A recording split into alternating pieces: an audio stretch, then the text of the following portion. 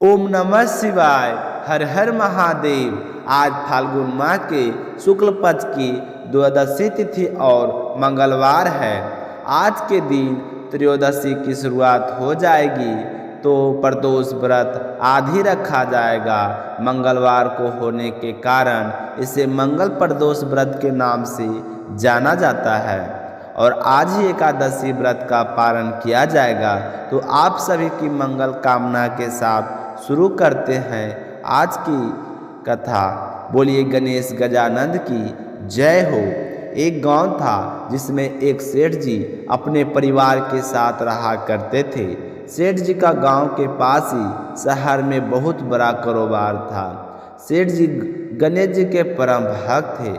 वे पूरी श्रद्धा और विश्वास के साथ नियमित रूप से गणेश जी की पूजा किया करते थे। तो गणेश जी की कृपा से सेठ जी के घर में अन्न धन के भंडार सदैव भरे रहते थे। उनके जीवन में किसी भी प्रकार की कोई कमी नहीं थी। नित्य प्रतिदिन वह नियम से नदी पर स्नान करने जाते और आकर गणेश जी की पूजा करते थे। उन्हें भोग लगाते। गणेश जी की पूजा करने के बाद ही स्वयं भोजन किया करते थे। यह रोजाना का नियम था। पर यह बात सेठानी जी को बिल्कुल भी अच्छी नहीं लगती थी। वह धार्मिक नहीं थी और ना ही भगवान में विश्वास रखती थी। सेठ जी को रोजाना ऐसा करने के लिए मना किया करती थी, लेकिन सेठ जी सेठानी की बात पर ध्यान नहीं देते थे। एक दिन की बात है, सेठानी सोचने लगे कि यह गणेश जी को इतना मानते हैं और कहते हैं कि सब कुछ गणेश जी भगवान ने दिया है और हमेशा उनकी पूजा करते हैं। पत्थर की पूजा करने से कुछ नहीं होता। आज मैं गणेश जी के यहाँ से उठा लेती हूँ, फिर देखती हूँ कि वह गणेश जी की पूजा कैसे करेंगे और बिना पूजा किए कितने दिन भूखे रहेंगे। तो यह सोचकर सेठानी दूसरे दिन जब सेठ जी नदी पर स्नान करने के लिए जाते हैं तो पीछे से गणेश जी की मूर्ति को उठा लेती है और बगीचे में ले जाकर जमीन में दबा देती है। जब सेठ जी नदी पर स्नान करके आते हैं तो देखते हैं कि मंदिर में गणेश जी की मूर्ति नहीं है। तो वह सेठानी से पूछते हैं कि गणेश जी की मूर्ति कहाँ गई है, मंदिर में तो नहीं है। तो सेठानी बोली कि मुझे नहीं मालूम, आपको पता है कि मेरी इन सब चीज़ों में कोई रुचि नहीं है। तो सेठ जी परेशान होकर सारे घर में गणेश जी की मूर्ति को ढूंढने लगे, पर उन्हें मूर्ति नहीं मिली। सेठानी ने कहा कि आप भोजन कर लो और काम पर जाओ। तो सेठ जी ने कहा कि आज तक मैंने कभी भी गणेश जी को भोग लगाए बिना भोजन नहीं किया है, तो आज भी नहीं करूँगा। सेठ जी ने अन्न जल त्याग दिया और मन ही मन गणेश जी की स्मरण करने लगे कि प्रभु, मुझे लगता है कि आप मुझसे नाराज हो गए हैं। मेरी ही पूजा पाठ में कोई कमी रह गई थी, इसलिए आप मुझे छोड़कर कहीं चले गए। हे भगवान, अगर मुझसे कोई गलती हो गई है तो मुझे माफ़ करो और अपनी कृपा दृष्टि मुझ पर बनाए रखो और मुझे दर्शन दो। सेठ जी ने पूरा प्रण कर रखा था कि जब तक मुझे गणेश जी दर्शन नहीं देंगे तब तक मैं अन्न जल ग्रहण नहीं करूँगा। तो इसी तरह पूरा दिन निकल गया। रात्रि में सेठ जी गणेश जी का स्मरण करते हुए सो गए थे।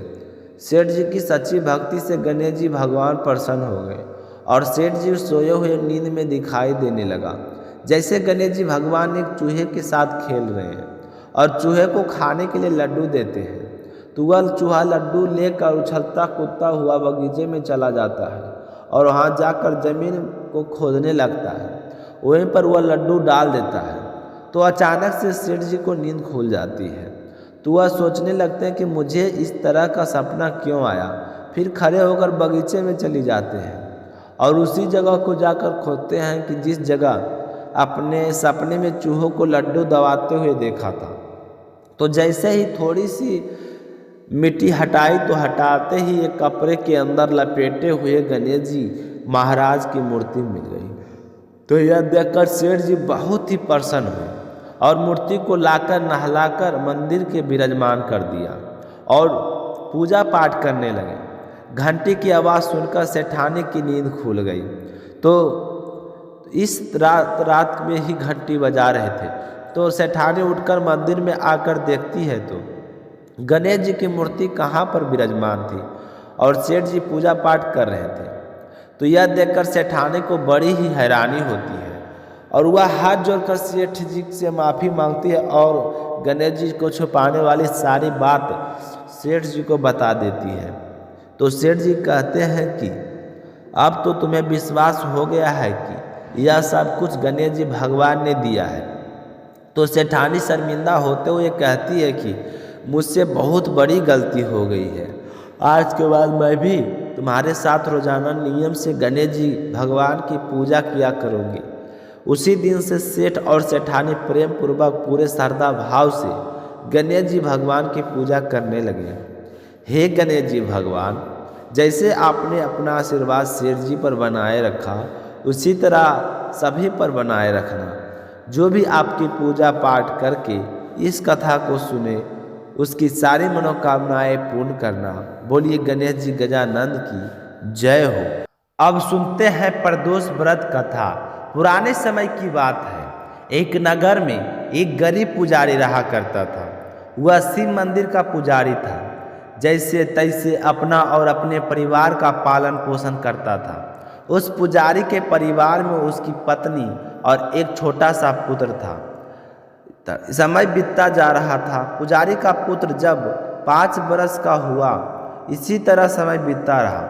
पुजारी का पुत्र जब 5 वर्ष का हुआ तो पुजारी अकाल मृत्यु को प्राप्त हो गया।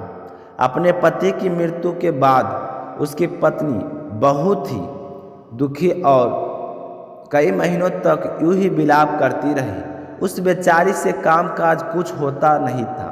तो वह अपना और अपने बच्चे का पेट पालने के लिए आसपास के गांवों में भिक्षा मांगने के लिए चली जाती। तो अपने पुत्र को साथ ले जाती थी। दिन भर भिक्षा मांगती और शाम होते होते अपने घर वापस आ जाती। तो इसी तरह उस दुखिया पुजारी के दिन कट रहे थे।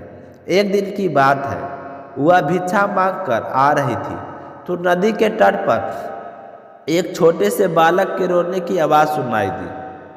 तो बालक का स्वर इतना करुण था कि वह अपने आप को रोक नहीं पाई। जल्दी से वह उस स्थान पर गई जहाँ से रोने की आवाज़ आ रही थी। तो वहाँ पर एक छोटा सा बालक बैठा था। उसने पूछा कि बेटा तुम कौन हो और यहाँ पर किस लिए बैठे हो। तो वह बालक कुछ नहीं बोला, लगातार रोता ही रहा। तो उस पुजारी से उसकी यह हालत देखी नहीं गई। वह उस बालक को अपने घर ले आई और उसे अपना ही पुत्र मानकर उसकी देखभाल करने लगी। दोनों भाई इसी तरह अपनी माँ की देखरेख में बड़े हो रहे थे। एक दिन की बात है कि पुजारी की पत्नी अपने दोनों पुत्रों को लेकर एक मंदिर पर गई। तो वहाँ पर साले ऋषि मिल गए। जब साले ऋषि ने उस बालक को देखा तो अपने तेज से पहचान गए और पुजारी से कहने लगे कि यह बालक विदर्भ देश का राजकुमार है। इसके पिता की युद्ध में मृत्यु हो गई थी। तब उसकी माँ इसे लेकर दर दर की ठोकरें खाती फिर रही थी। तो उसका भी एक दिन वन में जंगली जानवरों ने बंद कर दिया। यह तो विदर्भ देश का राजकुमार है। तो सालिया ऋषि की बात सुनकर पुजारी हाथ जोड़कर कहने लगे कि हे महाराज, मैं क्या करूं? राजकुमार होकर भी मेरे घर में रूखी सूखी रोटी खा रहा है। मैं तो भिक्षा मांगकर अपना इन दोनों बच्चों का पालन पोषण करती हूँ। मैं तो दीन गरीब हूँ। मेरे पति की मृत्यु हुए सालों बीत गए हैं। कभी से मैं तो भिक्षा मांगकर ही गुजर बसर करती हूँ। अगर आप हमारी गरीबी को दूर करने का कोई उपाय बताएं तो आपकी बड़ी कृपा होगी। तो उस पुजारी के दीन वचन सुनकर सांडली ऋषि को उन पर दया आ गई। तो सांडली ऋषि कहने लगे कि अगर तुम प्रदोष व्रत करो तो तुम्हारी यह गरीबी दूर हो सकती है। तो गरीबी दूर करने के उपाय सुनकर पुजारी के मुख में चमक आ गई और हाथ जोड़कर कहने लगे कि महाराज, मुझे प्रदोष व्रत की सारी विधि और कथा बताइए। मैं अज्ञानी इसके बारे में कुछ भी नहीं जानती हूँ। आपकी बात सुनकर मुझे लगता है कि प्रदोष व्रत करने से अवश्य ही हमारी गरीबी दूर हो जाएगी। तो इस तरह हुआ पुजारी सांड ऋषि के प्रदोष व्रत का सारा विधान जानकर उन्हें प्रणाम करके घर आ गई और फिर प्रदोष व्रत आने पर अपने दोनों पुत्रों के साथ प्रदोष व्रत रखने लगी। इस तरह कई महीनों बीत गए। एक बार दोनों बालक वन में घूम रहे थे, तभी वहाँ पर गंधर्व कन्याएं आई और वे कीड़ा करने लगी। तो उन्हें देखकर पुजारी का बेटा तो घर आ गया, लेकिन राजकुमार उन्हें देखकर वहीं पर रुक गया। उन्हीं गंधर्व कन्याओं में एक कन्या था जिसका नाम था असुम। असुम राजकुमार को देखते ही उस पर मोहित हो गई और राजकुमार भी आसुमती की तरफ आकर्षित हुआ। तो दोनों ने काफ़ी देर तक बातचीत की। फिर असुम भी अपनी सखियों के साथ चली गई। राजकुमार भी घर आ गया। उधर राजकुमारी ने घर जाकर अपने माता पिता को राजकुमार के बारे में बताया। तो दूसरे दिन राजकुमार फिर उसी जगह पहुंचा तो असुमती भी अपने घर अपने माता पिता को लेकर वहां पर आई हुई थी। तो राजकुमार को देखते ही असुम ने अपने माता पिता को उस राजकुमार से मिलाया। तो राजकुमार को देखते ही असुमती के पिताजी उसे पहचान लिया और कहने लगे कि बेटा, आप तो विद्रनगर के राजकुमार हो, आपका नाम तो धर्मगुप्त है। तो यह सुनकर राजकुमार की खुशी का कोई ठिकाना नहीं रहा कि उसे बचपन से जानने वाला आज कोई मिल गया है। तो उसकी आंखों में खुशी के आंसू आ गए। तो असुमती के पिता ने उसे गले लगाते हुए कहा कि बेटा, तुम मुझे बहुत पसंद हो। मैं अपनी राजकुमारी असुम का विवाह तुमसे करना चाहता हूँ। अब तुम बताओ तुम्हारी क्या मर्जी है। तो राजकुमार ने स्वीकृति दे दी। फिर सुमुहूर्त देखकर दोनों का विवाह संपन्न हुआ। बाद में राजकुमार ने गंधर्व के विशाल सेना के साथ विद्र पर हमला किया और घमासान युद्ध करके वहाँ पर विजय प्राप्त कर ली और फिर अपनी माँ, भाई और पत्नी को लेकर महल में सुखपूर्वक रहकर राज्य करने लगा। तो एक दिन असुम राजकुमार से पूछने लगी कि सब बातों के पीछे क्या कारण है कि आप इतने छोटे से तब आपको राज से बाहर कर दिया गया था। आपके माता पिता की मृत्यु हो गई थी और फिर भी यह चमत्कार कैसे हुआ। तो असुम की बात सुनकर राजकुमार ने अपने जीवन की सारी कठिनाइयाँ और परेशानियाँ के बारे में बताते हुए यह भी बताया कि मैंने प्रदोष व्रत किया था। तो प्रदोष व्रत का महत्व बताते हुए राजकुमार ने कहा कि प्रदोष व्रत का फल तुम्हारे सामने, यह कहकर भोले शंकर का धन्यवाद करने लगा। फिर पूरे राज्य में ढिंढोरा पिटवाया कि हर स्त्री प्रदोष पुरुष व्रत रखकर भगवान भोले शंकर की पूजा आराधना श्रद्धा भाव से करें। कहते हैं कि उसी दिन से प्रदोष व्रत की प्रतिष्ठा और महत्व बढ़ गया। मान्यता के अनुसार लोग यह व्रत करने लगे। कई जगहों पर अपनी श्रद्धा के अनुसार स्त्री पुरुष दोनों ही व्रत करते हैं।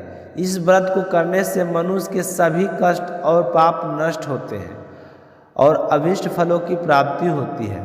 तो इस तरह प्रदोष व्रत करने से पुजारी और उसके बेटे की गरीबी दूर हो गई और राजकुमार को अपना खोया हुआ राज मिल गया। बोलिए भोले शंकर की जय हो।